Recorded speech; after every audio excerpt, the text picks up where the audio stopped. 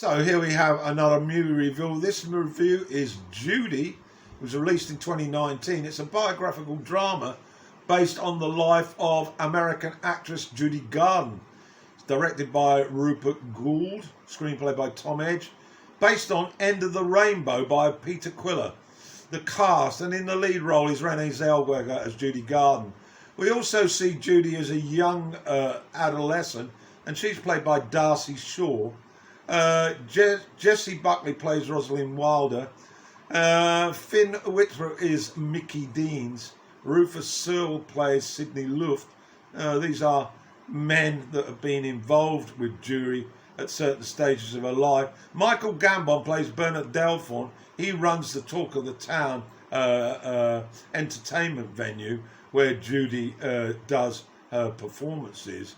And we get Louis B. Mayer, played by Richard Corderay. He's involved when we fast track back to Judy as a teenager. And Bella Ramsey plays Lorna Luft, a child of Judy. And Royce Peresto plays Bert Rhodes. There are many other members of the cast. Mickey Rooney's played by Gus Barry. Now to the awards. Renée Zellweger won the Best Actress Award at the Academy Awards, and it also won for Best Makeup and Hairstyling. At BAFTA, again, she won the Best Actress Award, Renée Zellweger, 2 nominations for Costume Design and Makeup. And finally, to the Golden Globes, she also won for Best Actress in a Motion Picture Drama. At the Grammys, she also got a nomination, for the Best Vocal Album. Renée doing all the singing, it has to be said. But that was only a nomination. So that covers the awards. Now let's get on to the review. We are with Rosalind Wilder, and she appears when Judy arrives in London to play a series of shows at the Talk of the Town. And she effectively becomes her personal secretary, as Judy is crucially quite fragile, and she takes charge of ensuring that Judy gets to her performances. We then meet Mickey Deans, who played by Finn Whitlock, who's an old beau of Judy's, and the relationship is rekindled, and it leads to a very quick shotgun marriage.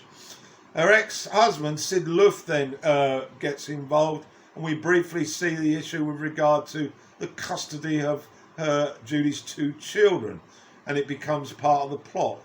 Michael Gambon, of course, as Bernard Delphine, is responsible for staging the shows at the famous Talk of the Town. And then we also come across Louis B. Mayer in flashback with a young Judy, aged 16, and this is when her career was launched for MGM with the release of The Wizard of Oz. Particular juncture, we glimpse at events when Louis B. Mayer imposes authority over the very young and naive Judy. A strict diet is imposed to maintain her thin persona, and of course the beginning of the dreaded drug misuse. She's given amphetamines for energy at breakfast and barbiturates at night to help her sleep. We then fast forward and we witness the crippling addiction significant in her ultimate premature death. This is the focus of the London part of the movie. Heart-wrenching it is as well to watch, and it of course echoed so many famous musicians, singers, artists and actresses that have trodden the same treacherous road. We're reminded of Joplin and men, of course, Hendrix, Morrison, Marilyn Monroe, and more recently Whitney Houston and Amy Winehouse. Particular emphasis, I think, to females taken advantage by greedy macho men is what I took from this movie, and the industry turning a blind eye, of course. We've had dramas like Bombshell, which came out of Fox News, the full use of the abuse of power and sexual harassment by Roger Ailes, and that's a drama series that I would recommend.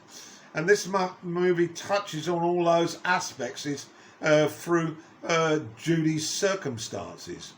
So at the beginning, as I say, we meet Judy after she's just completed a show in New York, and she has her 2 young children with her, and she returns to the hotel where she's been staying and is refused entry because she hasn't paid her bill. Her career is spiraled downwards and she has reached the bottom rung. She's desperately trying to maintain a parenting of these 2 children, and she turns to an ex-boss man to take care of the children because she has no money and no place to stay. Then there's an opportunity to go to London to the talk of the town, and this is when our story continues.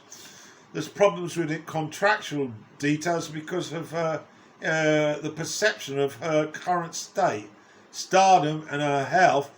She's very much a faded star, and we see her on stage with a very fickle audience. There's also a moment when she collapses. The demands of the schedule far too much for her to maintain that smiling persona to her legions of fans. We do actually meet a couple of her fans. It's very poignant. They're a gay couple who've suffered the intensity of the law in the UK that at that time banned homosexuality. They're avid fans of Judy Garland, however, and they take her under their wing after a show, offering her a bed for the night. But it's all rather heartbreaking. But unconditional acceptance is a moment that I felt was quite heart-wrenching, but very, very caring. And as well, the promises of a contract to perform, the prize being the resumption of care of her children, falls on deaf ears because of her reputation. Her alcoholism and her pill popping has very much taken over her, and this movie is very much a performance by one person. The supporting cast are very much a support for this rather jagged review, but I put it on audio some time ago, and it's been quite difficult to decipher from the notes, having not got a copy. So basically, Renee Zellweger is in every frame of this movie. She dominates throughout. She's physically and visually very much a look-alike with regard to Garland, and the makeup department deserve an Oscar for the way they've put her together. The acting is a 5-star performance, and no surprises that she took away all those acting accolades. But it has to be said that overall the film is a bit of a disappointment. But having said all that, I'm sure many of you will be pleased to get a review of this movie. It's Judy. It's released in 2019, and it's starring Renee Zellweger as Judy Garland.